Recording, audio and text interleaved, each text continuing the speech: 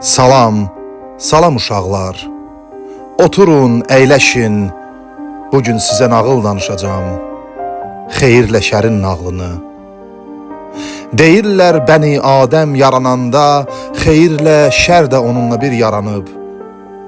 Şər gecə idi, xeyir gündüz. Xeyir yaxşı idi, şər isə yaman. Hər ikisi insanların qəlbində yer tutmaq istədi. Hər biri çalışdı ki, insan məhz onun təsiri altında yaşasın. Və xeyirlə şərin mübarizəsi elə buradan başladı. Xeyir insanlara elm verdi, şər isə hilə. Xeyir insanlara ümid verdi, şər isə qorxu. Xeyir insanları azadlığa çıxarmaq istədi, şər isə onları əsarətdə saxlamağa çalışdı. Xeyir dedi, aç gözünü, düşün, sev. Şər isə pıçıldadı, bağla gözünü, inan, itaət et. Xeyir dedi, sual ver, həqiqəti araşdır, tap, kör-korana itaət etmə. Şər isə dedi, sual vermə, düşünmə, inan, tabi ol, şübhə etmə. Şər əmr etdi, vur, yandır, alçalt, sındır. Xeyir isə dedi, yardım et, qoru, bağışla, yaşat. Xeyrin yolu çətin, amma şərəfli idi. Şərin yolu isə asan və insanı mənəvi rüsvayçılığa aparan bir yol idi. Çox zaman insanlar yorğun düşəndə, qorxanda ya da düşünməyə ərinəndə asan yolu seçdilər.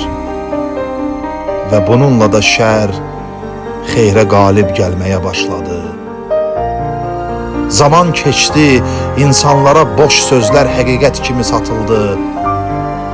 Qorxu hikmətin yerini aldı. Xürafat bilikdən üstün tutuldu. Kölgə işığa qalib gəlməyə başladı. Çünki işığın hərarətinə tab gətirə bilmədi insanlar. Lakin buna baxmayaraq, bəzi insanlar xeyrin nurunu yaşatmağa çalışdılar. Az idilər, amma səsləri susmadı. Düşündülər, danışdılar, dirəndilər. Çünki qaranlıq tam hakim ola bilməzdi. Nə qədər ki xeyrin nuru var idi.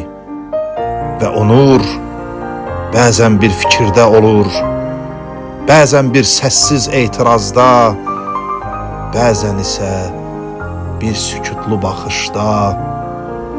Nə qədər ki xeyrin məşəlini əlində tutan varsa, şər ona qalib gələ bilməz.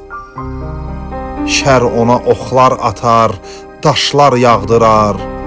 Amma işıq yenə də dik dayanır. Çünki qaranlıq yalnız bir halda qalib gəlir, işıq olmayanda. Bəli uşaqlar, seçim sizin əlinizdədir.